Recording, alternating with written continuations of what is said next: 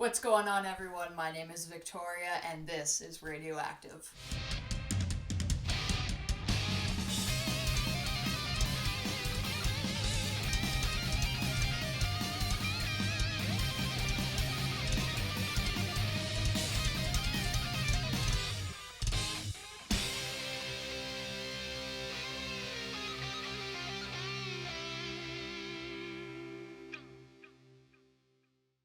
Hello, everyone. Welcome back to the channel. If you're new to the page, welcome. This is going to be a great video today, so make sure you stick around for the whole thing. So first things first, Whale and the Wolf played a show this past Saturday at the SaskTel Centre here in Saskatoon. It was a great show. They played the after party for the last Saskatchewan lacrosse game of the season. And yeah, it was a fantastic show. The rush game was great too. We ended up winning, so that's always awesome. But today I'm going to be talking about not only the Rush game and the Whale and the Wolf show. I also had a chance to interview the lead singer of Whale and the Wolf last week, Ryan Maier. So we're going to start off by running that interview, and then after the interview is done, then I'm just going to kind of talk about the show and things that I liked and just review the show and let you guys know how good Whale and Wolf is to see live. So let's get into it right now. Here is my interview with Ryan Maier. You're watching RadioActive right here on YouTube. My name is Victoria. With me right now, I'm joined by Ryan Maier. How are you doing, Ryan? Real good. Thanks for having me. Yeah, I'm super excited to have you back on the show again today. And you guys are going to be busy this Saturday in Saskatoon. You'll be playing at the SaskTel Centre for the Rush game. How excited are you to be playing there? I'm really excited. Big time bucket list item for me in my life, playing in that building. Like, I grew up going to events in that building like my whole life as a young tot. Like going to like monster truck rallies and obviously like hockey games, Blades games, concerts. Like my first concert ever was in that building. Just really cool to kind of be able to play ourselves in that hallowed arena. So yeah, excited to be a part of it. Mm-hmm. And like you said, like it's a decent sized venue, like it's an arena. So Now, how are you guys kind of going about practicing for this show and picking songs to play? I mean, everything's gonna need to be upbeat. We're not gonna take anything too far back. It is like an after party kind of thing, and we understand that most of the people are there for the main event, which is the Rush lacrosse game. So we're just trying to obviously keep the party going after the game. It's the last game of the season, kind of like a fan appreciation night.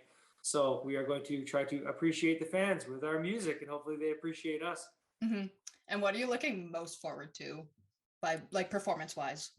I think anytime I play Saskatoon, it's usually just kind of like getting to see some old friends because we're from there. A few of us are anyway. Most of the bands from that area. So I think that's a big part of it. Just obviously with the pandemic, haven't got back to Saskatoon nearly as often as I would like to. So being able to go back there, hang with some friends, catch up with some family, some friends, play for them, and just I think as far as the actual show is concerned, the excitement is going to go into playing that arena and playing to pretty big sound, So yeah. Mm-hmm. And have you ever been to a lacrosse game? Yeah, I have. So the Sask Rush used to actually be the Edmonton Rush. That's where I'm living now. So I actually went to some games when they were in Edmonton here. So it's like just in general, like between sort of going to a hockey game and going to a NLL like lacrosse game, it's a different vibe. Like NLL games are like the whole game is kind of a party. The whole atmosphere is kind of a party. If I remember correctly, they got like music playing Yeah. during gameplay, and it's just I really dig the vibe of that. It's my speed for sure. Mm-hmm. And I feel like the not violence, but the hitting and stuff that got taken out of hockey got put into lacrosse. I went to the game that you guys were supposed to play at back in January, and I was like, oh my god, this is so much crazier than a hockey game. It is like when they get into like a fight, it's like they're not on skates. When you watch hockey and there's a fight, there's still sort of that suspension from reality, being that it's a fist fight happening in front of you, but they're on skates. They kind of just glide. Something that disconnects it from reality, or from being a real bar fight. But in lacrosse, it's like they're wearing. It's a fight. It's a fist fight. Like, it's crazy. It's crazy to see that. Yeah, and you guys also have a couple upcoming shows. The first one is in May, and you will be opening for Bad Flower. Yeah. How excited are you to be doing that in Edmonton? Well, opening for Bad Flower is gonna be really cool. Like I just think that our sort of musical styles are very similar and complement each other, and so that's gonna be fun regardless, and get to meet those guys and kind of hang out there with them and see them play that night. But it's also playing the Starlight Room again, which is like kind of I would say Edmonton's sort of my favorite venue in Edmonton anyway. It's a very storied venue here, and just I haven't played it for 2.5 years because we haven't played a club show in our sort of home market of Edmonton and like since before the pandemic. So getting to play like indoors in Edmonton is like I'm itching to do that. Been itching to do that for a long time. So really excited to play that show. How did you guys even get up like on that lineup? How did that come Uh about? we just like the I think the folks who were putting it on, the promoters and the venue just kind of put it together and reached out to us. We didn't have to, which was nice. Like we're going out fishing for a lot of shows, if you know what I mean, like throwing out feelers and stuff like that. And that one just sort of came to us, and it's nice when that happens. And just this just kind of reminded me, you guys played in Toronto at the Lemon Stage. How did that end up going? It was awesome. Yeah, that was back in November.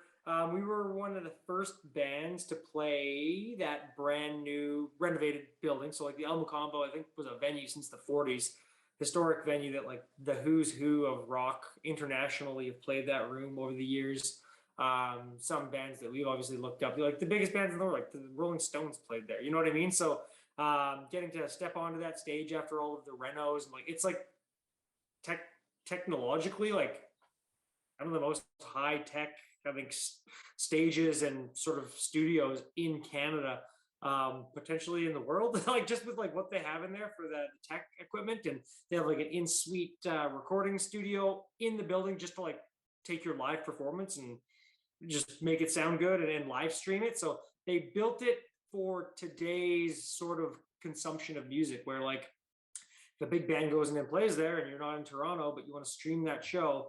It's not like people have to come in and set up to do all this. It's already set up to do it. You know what I mean? Like it's ready to go.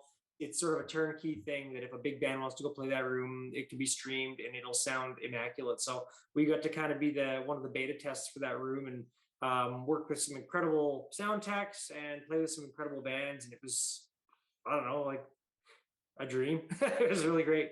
Yeah, and you guys opened for the Beaches. So how was just that experience too? Just being able to open for them? Yeah, it was fantastic. They were nothing but just very hospitable, lovely human beings. And, once again, like to take it back to pandemic stuff, like we've only been able to play a handful of shows over the last 2 years. Probably can count them all on both hands, I guess. So one of the things that I just kind of like forgot about when playing shows, because most of the shows we played during the pandemic, we were headlining, but playing a show where you're like direct support or whatever for a bigger act, like I just forgot about like sitting back and just studying them when they're on the stage after you, because like they just take things kind of next level as far as their stage performance is concerned, or just some of the tricks that they do to keep the fan engagement going during the show. And obviously just they're a very technically sound band as far as their performance is concerned. So just watching them, studying them, it was another thing where you're just like, I forgot what it was like to play in a club and play with really cool bands. And it was just, it was a kind of a really surreal experience. I always wanted to play with them. Bucket list show for sure. And you guys will be heading back to Red Deer in June as well. You'll be opening for One Bad Son. How excited are you for that show? Because I feel like Red Deer, you guys always get a good response there as well.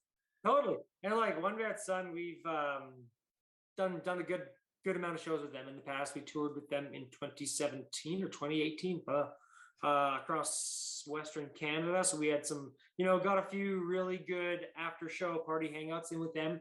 Got to know them really good. And I feel like we're decent chums with those guys. So it'll be good to catch up again. They've got like a new lineup with their band too now.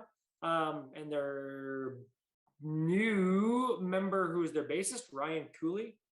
He used to play in a band called Dusty Tucker here in Red Deer. Like we've known him forever. He's like the sound guy at Beau's Bar and Stage in Red Deer.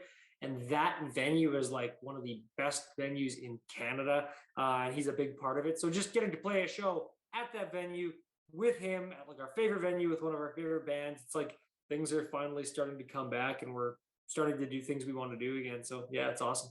And what's like you said, you toured with One Bad Son. Kind of what's your favorite part just about touring with them and playing shows with them?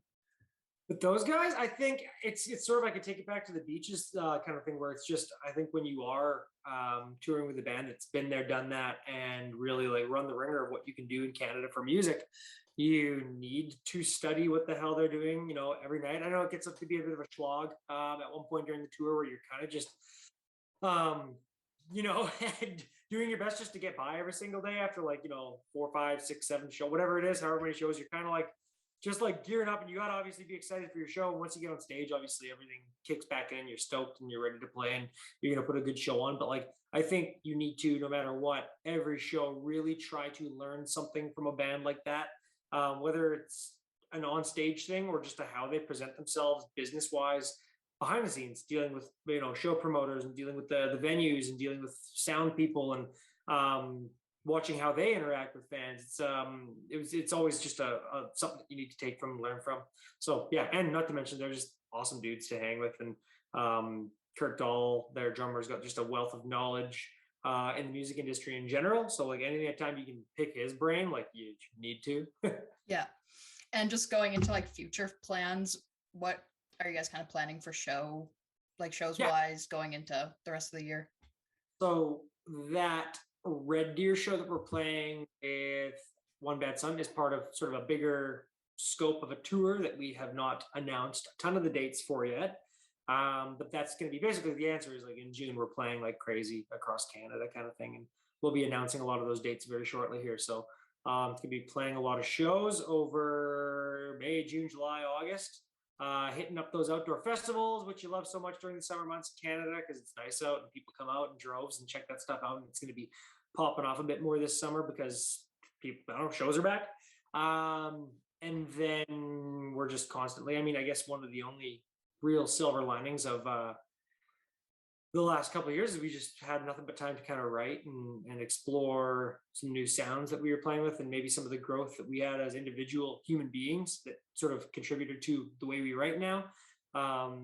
We explored the hell out of that. Lots of new songs in the pocket that we will be recording later in the year. So it's gonna be a jam-packed summer of rehearsing to play shows, playing shows, traveling around the country, and preparing to record again. Mm-hmm. And as far as like releases go, do you guys have any new releases that will be coming up at all? That's another thing that I should have mentioned because it's important. And we're going to be releasing the remainder of our EP probably early midsummer kind of thing.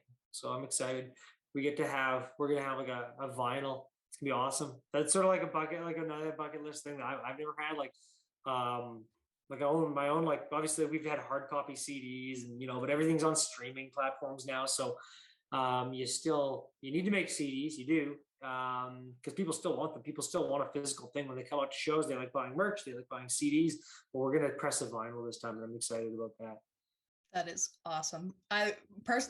Me personally, vinyl is like the best thing. If I see vinyl, that is what I'm getting. So yeah, 100%. Yeah, I'm excited. But just the look's gonna be beautiful. Like Keenan, our piano player, who does a lot of our music videos and is a big part of our writing, is obviously like a giant part of the band. He's doing all the graphic design and artwork for the album cover, and I'm just excited to like, you see his artwork on like a phone. You're scrolling down Spotify and you see the little thumbnail, and it's cool on there. But to have something hard copy and like the size of a vinyl, to really enjoy the colors and the design that he made, I'm excited to see, to have people see what he's come up with. So, mm-hmm. Yeah, I'm super excited to see what you guys have coming out in the next little bit, and I will see you guys on Saturday as well. So thanks for coming on the show today. My pleasure. So there was my interview with Ryan from Whale and the Wolf. I always enjoy having Ryan on the show. He is like amazing to chat with, and I always love interviewing him. So Ryan, if you're watching this, thank you so much for being on the show. I really, really appreciate it. And now I'm just going to take a little moment here to show you guys some clips from the Whale and Wolf show and the Rush game as well. So just take a look at these real quick.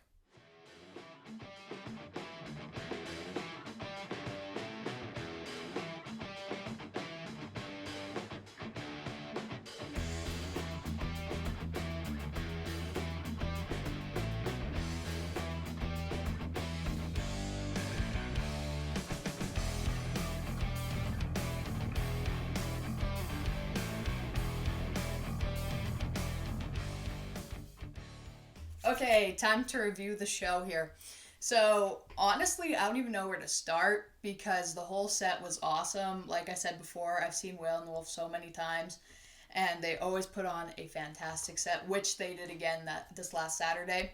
And yeah, I don't really know. I don't really have any negative things to say about the show other than there were some points in the set where the sound was a little not off, but sometimes you couldn't really hear maybe like Ryan that well, or Brandon's guitar, or Lucas's bass.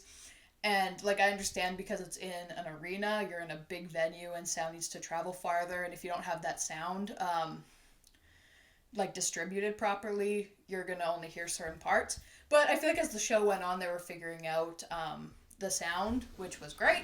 But other than that, no, the show was great. I enjoyed every part of it. They played all the great songs. They played Veins and Throw Me a Rope and Touch and So It Goes and all the other great Whale and Wolf songs. They even did their awesome cover of Beat It by Michael Jackson, which always is like great. They do such a great cover of that song. So I really enjoyed that.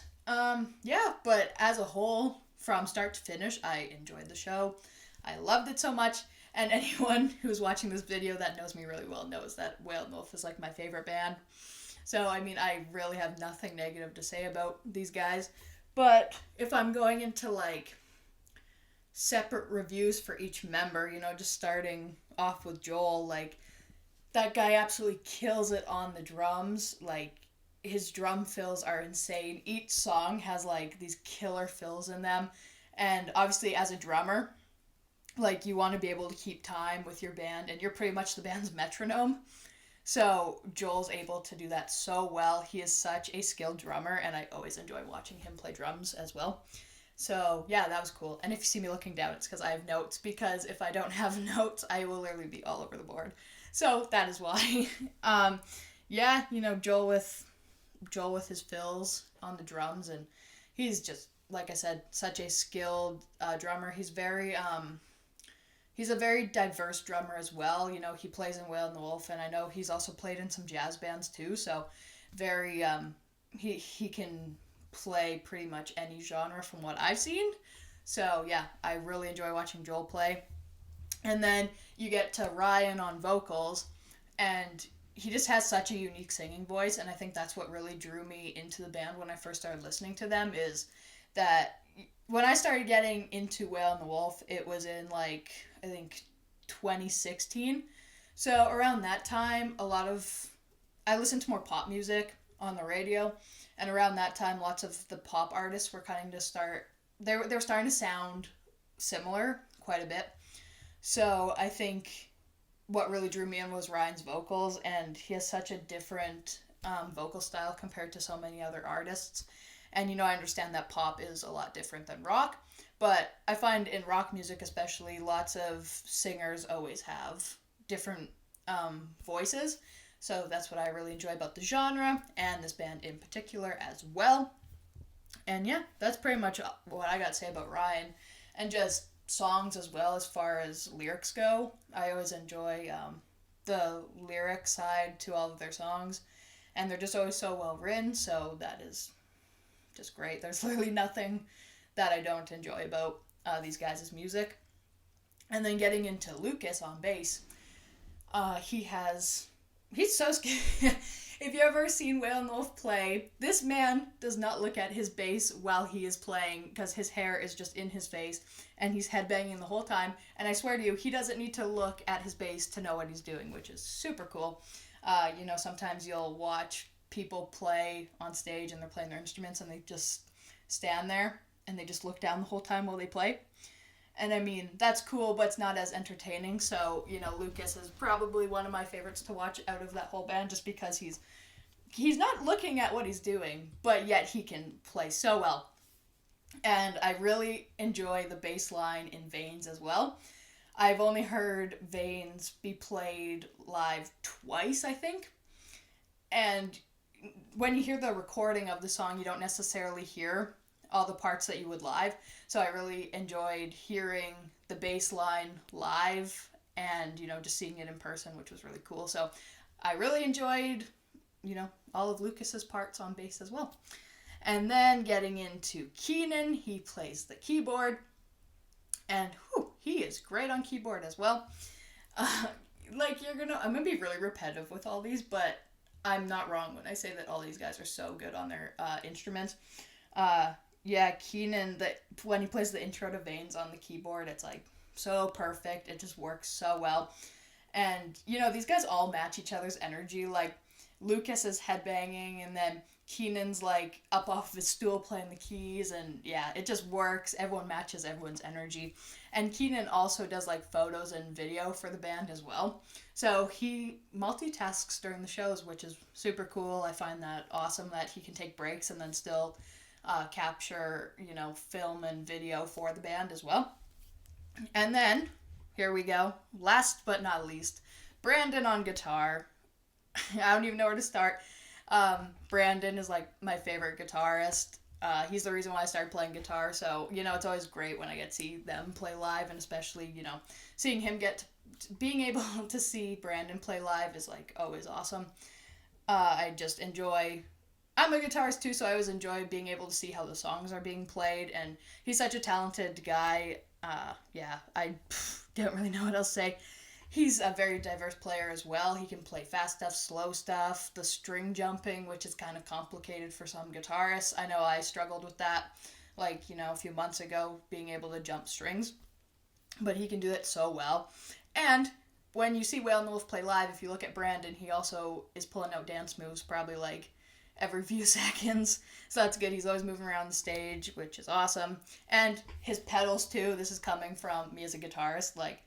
I'm just starting to get into pedals and all the kind of gear that comes with the guitars, and he's able to use such good effects with all the pedals that he has. So that's cool. So overall, this show was 10 out of 10. I loved their set. Like I said, these guys are my favorite band. So I really have nothing negative to say about them. I do not believe that Whale and the Wolf puts on a bad show, and I don't believe that they'll ever put out a bad single or album or any kind of song, because I've literally enjoyed everything that they've ever put out and every show that I've been to.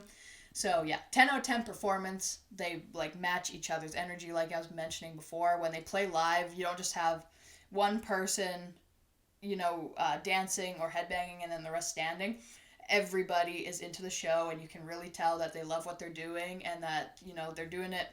It's not everyone doing their separate parts. They're really a band as a whole, and you can definitely tell when they are playing. And I always think it's great when bands have that kind of chemistry, because I've seen some bands where they're not really doing it. It doesn't seem like they're playing together.